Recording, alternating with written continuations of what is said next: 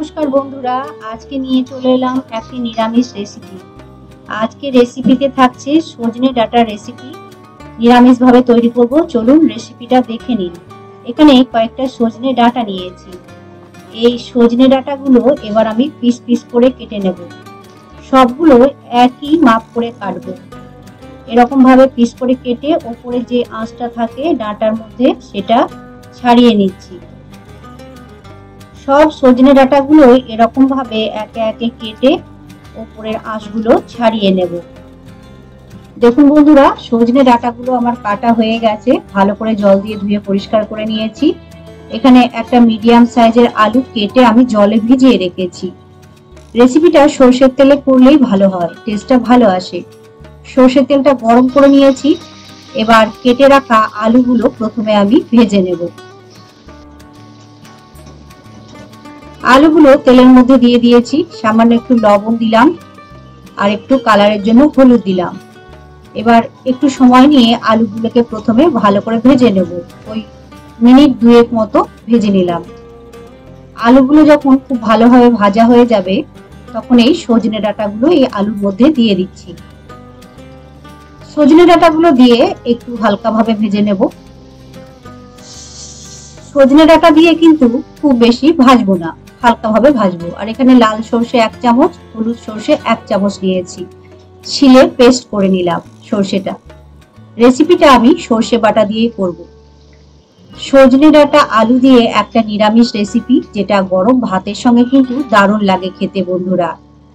আলু আর সজনে ডাঁটাটা ভাজা হয়ে গেছে, তেল থেকে ছেঁকে তুলে নিলাম। এবার ওই তেলের মধ্যেই আমি কয়েক দানা কালো জিরে আর কয়েক দানা লাল সর্ষে দিলাম। ফোড়নটা ভাজা হয়ে গেছে। এবার একটা ছোট সাইজের টমেটো আমি পেস্ট করে রেখেছিলাম, টমেটো পেস্টটা দিয়ে একটু কষিয়ে নিলাম যাতে টমেটোর কাঁচা গন্ধটা চলে যায়। এবার বেটে রাখা সর্ষে বাটাটা দিয়ে একটু কষিয়ে নিচ্ছি। খুব বেশি কিন্তু কষাবো না।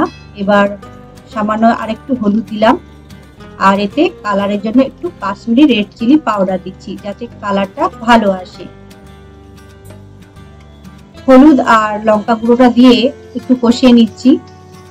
সর্ষে বাটা দিয়ে বেশিক্ষণ কিন্তু কষানো যাবে না, তাহলে সর্ষেটা তেতো হয়ে যাবে। এবার ভেজে রাখা আলু আর সজনে ডাঁটাগুলো দিয়ে দিলাম। তারপরে আবার মিনিট দুয়েক মতো দিয়ে একটু কষিয়ে নিচ্ছি। এবার ঝালের জন্য দুটো কাঁচা লঙ্কা চিড়ে রেখেছিলাম, কাঁচা লঙ্কা দুটো দিয়ে দিলাম। ঝালটা আপনারা আপনাদের পরিমাণ অনুযায়ী দেবেন, যে যেরকম ঝাল খেতে পছন্দ করেন। এবার 2 কাপ মতো জল দিলাম। জল দিয়ে ভালো করে নেড়ে চেড়িয়ে মশলার সঙ্গে মিশিয়ে নিলাম। যে যতটা গ্রেভি খেতে পছন্দ করবেন সেই রকম মাপ অনুযায়ী জল দেবেন।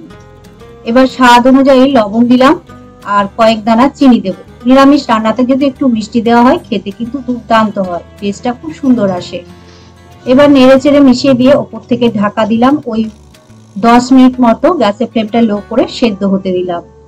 10 মিনিট পর ঢাকাটা খুলে নিলাম, দেখলাম আলুটা ভালোভাবে সেদ্ধ হয়ে গেছে, ডাঁটাগুলো খুব সুন্দর সেদ্ধ হয়েছে। তো গ্যাসের ফ্লেমটা অফ করে দিলাম। এবার উপর থেকে একটু সর্ষের তেল দিলাম, কাঁচা সর্ষের তেল। যেহেতু সর্ষে বাটা আছে তাই টেস্টটা ভালো আসার জন্য একটু সর্ষের তেল দিলাম। এবার আমি কিছুটা পরিমাণ উপর থেকে ধনেপাতা কুচি ছড়িয়ে নেড়ে চেড়ে নামিয়ে নেব। ধনেপাতা কুচিটা দিলে খেতে কিন্তু ভালোই লাগে, না দিলেও হয়, তবে আমি এখানে দিয়েছি। আপনারা মনে করলে অ্যাভয়েড করতে পারেন। সজনে ডাঁটা আলুর এই নিরামিষ রেসিপিটা আমার তৈরি হয়ে গেছে বন্ধুরা।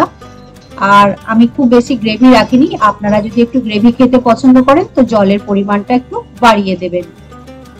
এবার একটা অন্য পাত্রে তুলে নিচ্ছি। এটা কিন্তু গরম ভাতের সঙ্গে দারুণ লাগে বন্ধুরা খেতে।